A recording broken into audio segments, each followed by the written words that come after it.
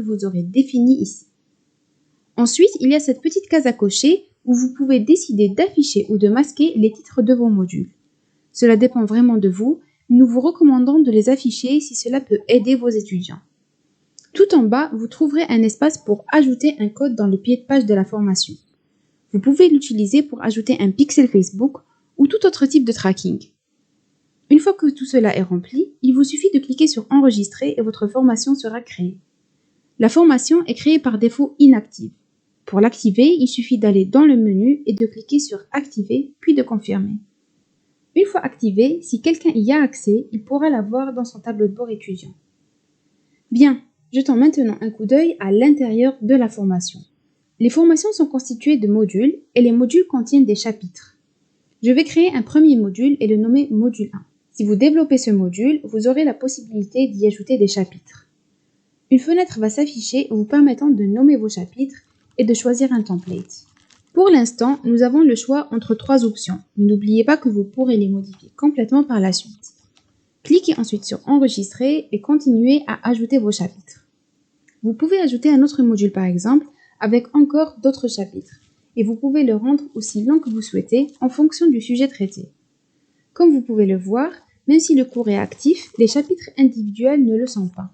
Une fois que vous avez fini d'éditer le contenu, allez dans le menu à 3 points et cliquez sur Activer. Maintenant que j'ai activé les chapitres, je peux visualiser le résultat en cliquant sur l'icône de l'œil pour obtenir un aperçu. C'est ici que vous verrez le nom et la photo du formateur. Cette photo de profil est en fait ajoutée dans les paramètres du camp. Voici le logo que nous avons ajouté au début et bien sûr, la couleur de notre thème s'affiche tout autour.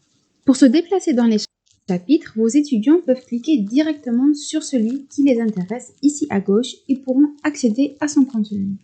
Pour ajouter du contenu au cours, il suffit de cliquer dessus et accéder à l'éditeur.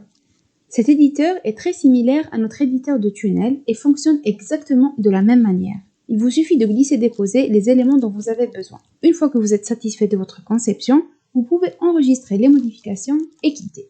N'oubliez pas que vous pouvez également enregistrer des blocs afin de pouvoir les utiliser dans tous vos chapitres sans avoir à les créer un à un. Parlons maintenant des délais. Vous pouvez ajouter des délais pour chaque chapitre. Cette fonctionnalité est utile si vous voulez donner accès à votre formation, mais pas à tous les chapitres en même temps.